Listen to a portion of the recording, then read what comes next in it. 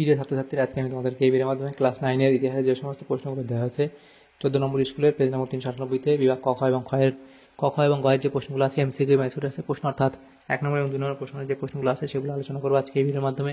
তোমরা শুরু থেকে শেষ অবধি অবশ্যই দেখবে ভিডিওটা। চ্যানেলে যদি নতুন হয়ে থাকে অবশ্যই তোমরা চ্যানেলটাকে সাবস্ক্রাইব করে রাখবে পরবর্তী স্কুলগুলোর প্রশ্নোত্তর পাওয়ার জন্য। এবং এর আগে যে স্কুলগুলো ছিল সেগুলোর প্রশ্নোত্তর আমরা আলোচনা করে দিয়েছি, তোমরা প্লেলিস্ট থেকে সেই প্রশ্নোত্তরগুলো পেয়ে যাবে। অবশ্যই সেখান থেকে সেই প্রশ্নোত্তরগুলো দেখে নেবে এবং এই প্রশ্নোত্তর পিডিএফ তোমরা পরবর্তীতে আমাদের টেলিগ্রাম চ্যানেল থেকে পেয়ে যাবে। ডেসক্রিপশনে লিঙ্ক দেওয়া আছে, সেখান থেকে তোমরা যুক্ত হবে, টেলিগ্রামে পারবে যুক্ত হতে। পরবর্তীতে তাহলে সেখান থেকে পিডিএফ পেয়ে যাবে। 14 নম্বর স্কুলে দেখো, প্রথমে 10টি এমসিকিউর প্রশ্ন দেওয়া আছে, 10 নম্বর দেওয়া আছে এখানে। তো একের দাগে বলা সঠিক উত্তরটি বেছে নিয়ে লেখো। প্রথম প্রশ্ন, ব্যক্তি স্বাধীনতা রক্ষাকল্পে রাষ্ট্রের আইন, শাসন ও বিচার বিভাগের সম্পূর্ণ পৃথকীকরণের দাবি জানান। সেটা হবে কি মন্তেস্কু, অপশান সি। এরপরে রাইন রাষ্ট্রসংঘ গঠিত হয়েছিল, সেটা হবে কি জার্মানিতে।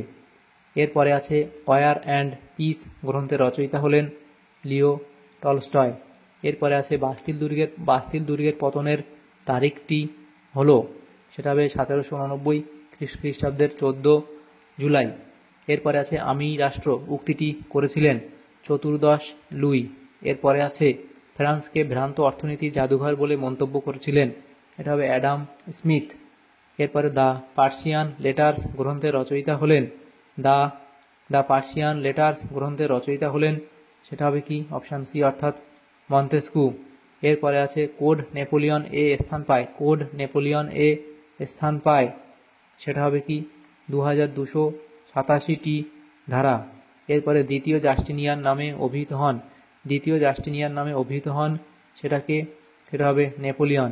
এরপরে টিলসিটের সন্ধি স্বাক্ষরিত হয়েছিল 1807 খ্রিস্টাব্দে, অপশান বি।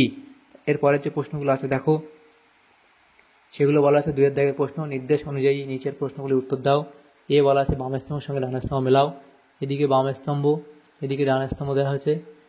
তো প্রথম প্রশ্ন ফিজিওক্রাটস, সেটা হবে অর্থনীতিবিদ। তারপর টেইলি, সেটা এখানে তোমাদের হবে ভূমিকর।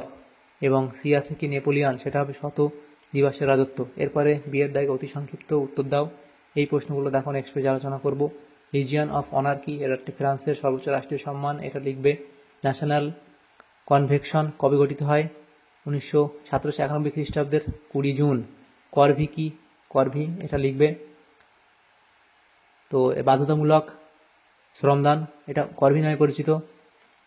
2-3টি বাক্যে উত্তর দাও। প্রত্যেকটা প্রশ্ন 2 নম্বর করে, 4টে প্রশ্ন 8 নম্বর দেওয়া হয়েছে। প্রথম প্রশ্ন কনফেডারেশন অফ রাইন কে কবে গঠন করে, সেটা তোমরা লিখবে এখানে। এরপরে প্রশ্ন দেওয়া হচ্ছে লেতার দা ক্যাশে কি, এই অবধি লিখবে। পোড়ামাটির নীতি কি, রাশিয়ার যে পোড়ামাটির নীতি লিখবে এখানে। এই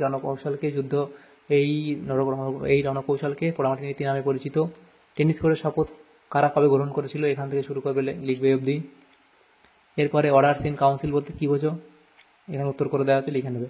তাহলে আমাদের এখানে যে প্রশ্নগুলো ছিল দেখো, ক্লাস 9-এর ইতিহাস যে প্রশ্নগুলো ছিল 14 নম্বর স্কুলের বিভাগ ক খ এবং গ এর 1 নম্বর এবং 2 নম্বর প্রশ্ন, সেগুলো আমরা আলোচনা করলাম আজকে এই ভিডিওর মাধ্যমে। তোমাদের যদি সামান্যতম উপকার এসে থাকে ভিডিওটা অবশ্যই লাইক করবে আর বেশি বেশি করে বন্ধুদের সাথে শেয়ার করবে। এবং পরবর্তী যে স্কুলগুলো আছে সেগুলোর প্রশ্নোত্তর পাওয়ার জন্য অবশ্যই তোমরা আমাদের চ্যানেলকে সাবস্ক্রাইব করে রাখবে।